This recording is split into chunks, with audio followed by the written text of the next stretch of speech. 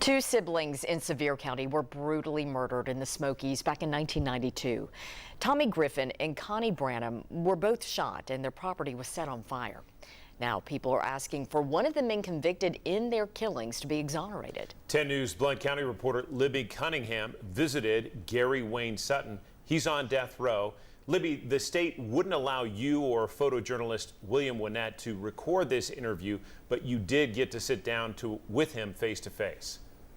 John Robin, the Tennessee Department of Correction would not allow me to conduct a formal interview with Sutton in person. We have talked on the phone, but they allowed me to come as a visitor.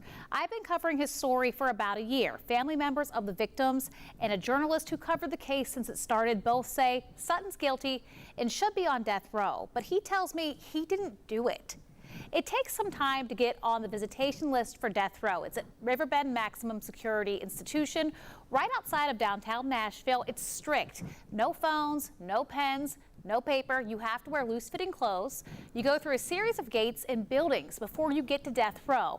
I was able to sit down with Sutton for nearly 3 hours. We talked about his uncle, James Dellinger, who was convicted alongside him, what it's been like to be behind bars, and what he'll do if he gets out.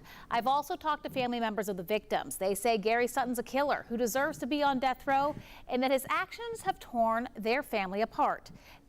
William Winnett and I worked on this story. We have the full documentary, The Saga of Gary Sutton, Decades on Death Row, on our streaming app, WBIR+. You can watch it tonight at 7 p.m., and you'll be able to see our past reporting from the case on both sides and a recap of our visit. John, Robin. Libby Cunningham on the update. Thank you, Libby.